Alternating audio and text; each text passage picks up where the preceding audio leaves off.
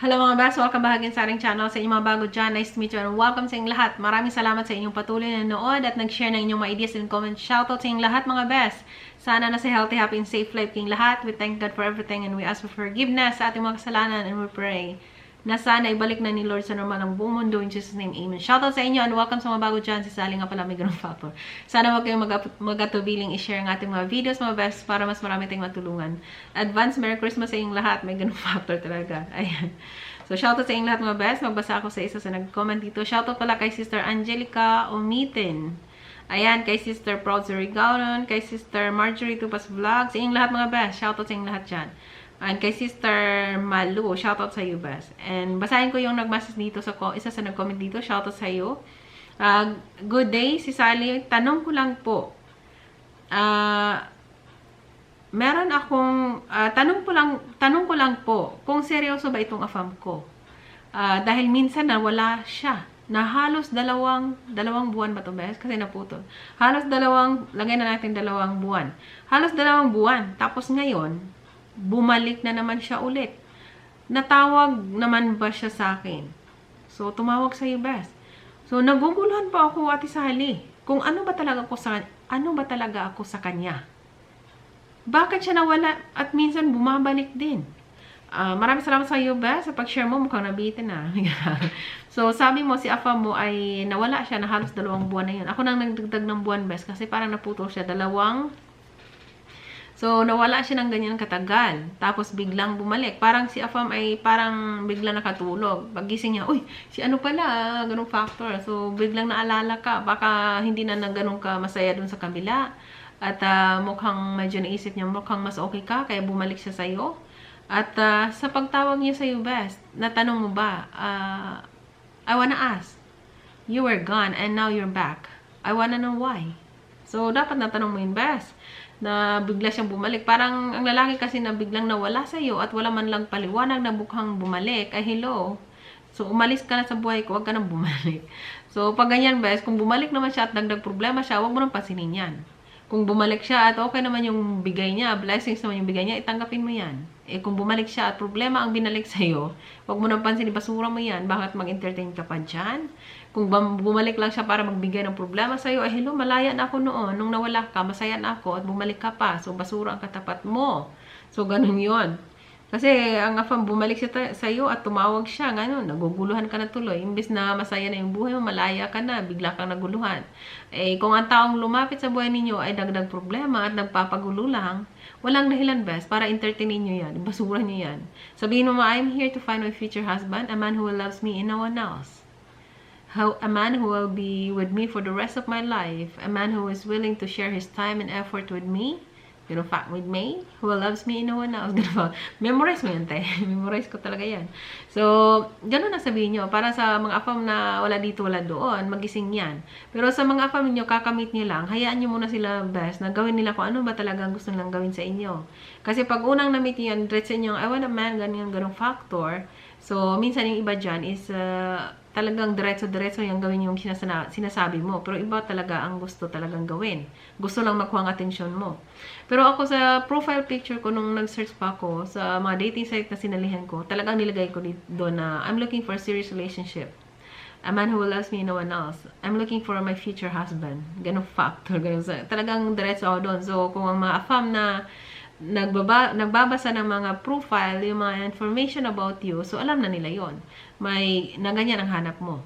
So may mga afam din na diretso nakita yung itsura mo sa profile nila, nakita nila na maganda yung profile mo at mukhang match ka dun sa gusto nila. So message ka ganyan, hindi tiningnan ko anong sinasabi mo sa profile mo at bigla na lang yung magsabi ko anong gusto nila, gano. Yung iba diyan, maraming paraan best.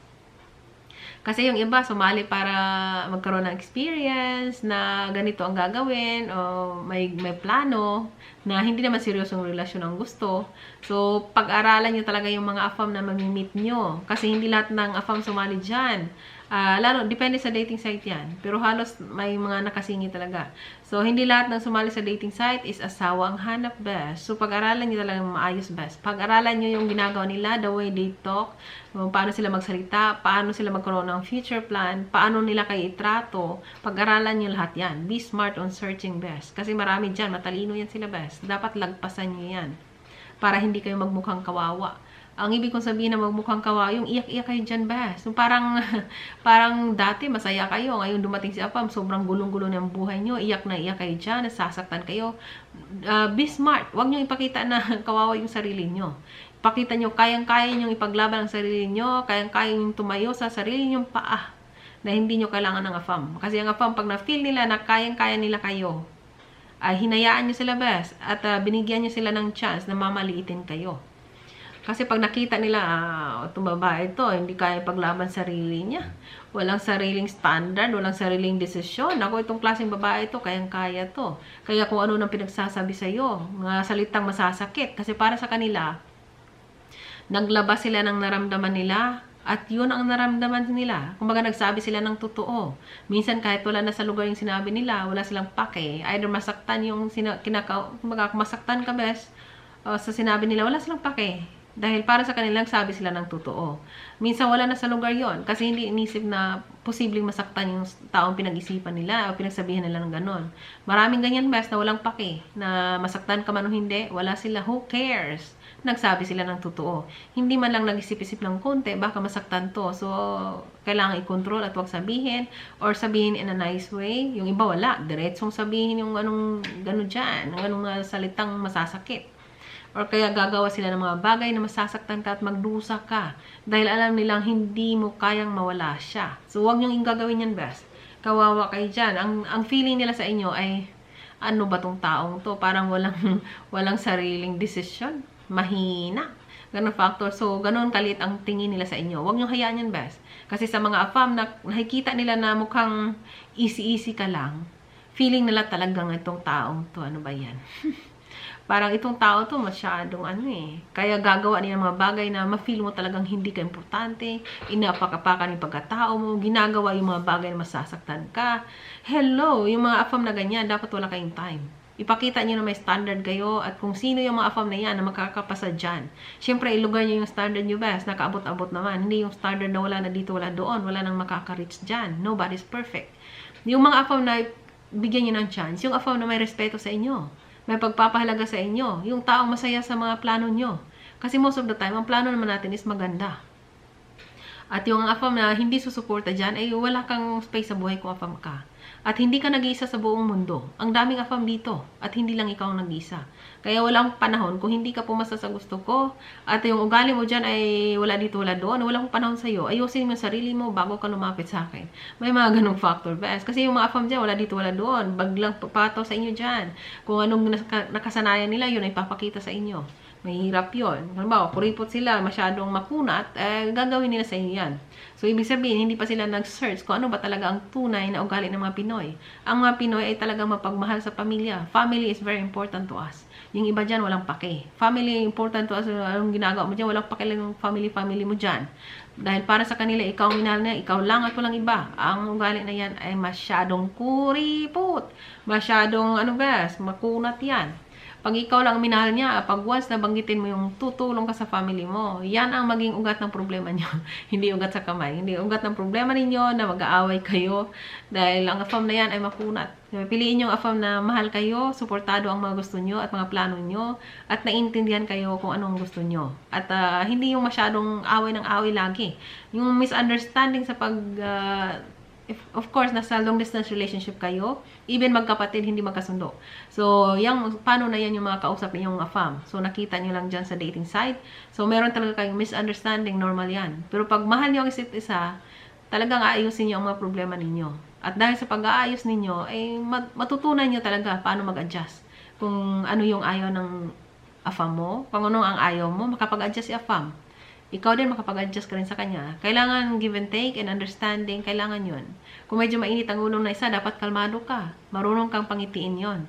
Kasi mga AFAM, stressful yan. So, mahalin nyo ang sarili nyo best at huwag nyo hayaan na mamalitin kayo ng AFAM ninyo. Sa kapatid natin na nag-share, nagtanong siya kung seryoso ba si AFAM. Biglang nawala, biglang bumalik. Mukhang napaisip niya, okay ata, balikan yun So, parang ano lang yun best. Parang naisipan lang niya, balikan ka, mukhang okay ka. So, pag ganyan, prangkahin mo na yan, I don't have time to play game. Ganun factor yun. Maraming salamat sa pag-share mo best. Magbasa mo na ako saglit kay Sister J. Ann. Salamat Ate Sally sa pagpansin ng aking comment. Salamat po sa advice. Ayan. Kay Sister, you hurt me so much. Someone said to me in Christian Filipina that I don't talk to married woman. Kasi most of the time, yung mga AFAM nila is yung asawa talagang hanap nila. Pero kung married ka, mahirap kang pakasalan. Hindi talaga pwede yun. So, really, I hope there's a divorce in the Philippines because not legally separated people are judged, especially women who are the one being betrayed, but also the one being judged for not being legally separated. So, wala naman tayong divorce sa Pilipinas, pero meron tayong annulment. So, dapat, most of the time, yung mga AFAM naman na seryoso sa inyo, pag na-feel na talagang wala na kayo ng AFAM mo, mag-suggest din yan sila yung iba na tulungan ka para ma-annulled ka, para ma-clear up yung marriage mo sa una at available ka na to marry the other one. Kasi yun talaga ang process best. Kailangan meron kang katibayan na hindi ka nakasal. Kung kasal ka before, dapat annulled ka na or divorce ka na para pwede ka na mag-ano best. So, sa inyong mga married na sumali sa mga dating site, kung married kayo best, pero alam niyo naman na walang-wala na kayo ng asawa nyo, kaya malabo na kayo, so pangkahinayin yung asawa mo na talagang malaya ka na rin maghanap sa'yo. Para pag naghahanap ka ng AFAM na seryoso at willing kang pakasalan, tulungan ka dyan best na ma-annulled. Meron talagang AFAM na ganun. Na tulungan kang ma-annulled para malaya na kayong dalawa. Mahirap makipagrelasyon sa taong nakatali ka pa talaga. Pero kung nandyan na kayo sa sitwasyon, dapat be frank. Kumbaga, maging totoo kayo sa AFAM. Sabihin nyo ang totoong nangyayari sa buhay ninyo, ang sitwasyon ninyo. Kasi pag mahal kayo ng AFAM nyo, hahanap yan ng paraan para masolusyonan yung problema ninyo best. Ganon yung mga AFAM. Kasi most of the AFAM, they don't care what's your past. Kasi ang importante sa kanila, yung present ang Bisaya, shoutout dyan. Yung mga present nyo ngayon, yung sitwasyon nyo ngayon, yung ngayon. What is important for them is now and for the future. So, kung ano yung the past nyo, most of the time, yung mga seryosong AFAM na type kayo, mahal kayo, they don't care about the past. So, kung mahal kayo ng AFAM nyo, kung married kayo, tutulungan kayo ma-annulled yun bas. Dapat maging honest kayo sa mga AFAM ninyo para kung ano yung mga sitwasyon ninyo, matulungan kayong maayos yan. So, shoutout sa inyong lahat mga best. And ang bilis talaga ng oras. Shoutout kay Sister Maribek Villame. Sabi niya, hanap ka ng ibang AFAM. Yung bigla siyang nagbago. Nagbago yun bas. Baka may nahanap na mas okay sa'yo. Kaya maghanap kayo ng iba. Kay Bilya, ay! Obviously, it's a pasaway. Ayaw makipag-video call, hihingian ka ng pera at utusan ka mangutang. Girl, gising ka, wag kang syunga. May ganun fact. Tama ba? Kung mahingi si AFAM ninyo ng pera, never nang hingi ng pera si seryosong AFAM. Pag seryosong AFAM, never nang gagawin yung ganyan best. So, pag it's obvious na yan, it's a sign best. Pag kayo ang hininga ng pera o maglabas kayo ng pera dahil mayroon silang pinadala, hindi ganyan ang seryosong AFAM best. Alam niyo na yan. Kay Sister Elizabeth, hi Ate Sally, kumusta, maganda ka Ate Sally? At smiling ka at mabait. Maraming salamat sa iyo, best. Nabasa ko yung message mo ngayon. Ang mukha mo, may ganun, smiling ang mukha mo, mabait. Maraming salamat sa iyo, best. May tanong ako sa iyo. Nagtanong ang AFAM ko. Sabi niya, kailan daw open ang visitor sa Philippines? Open na ba? Mukhang hindi pa ata, best. Lalo na ngayon na mukhang dumami. Dito kasi sa kung saan ako, lalong dumami ngayon, maraming bawal. So, sa Pinas, I think ganun din. Mukhang hindi pa ata pwede.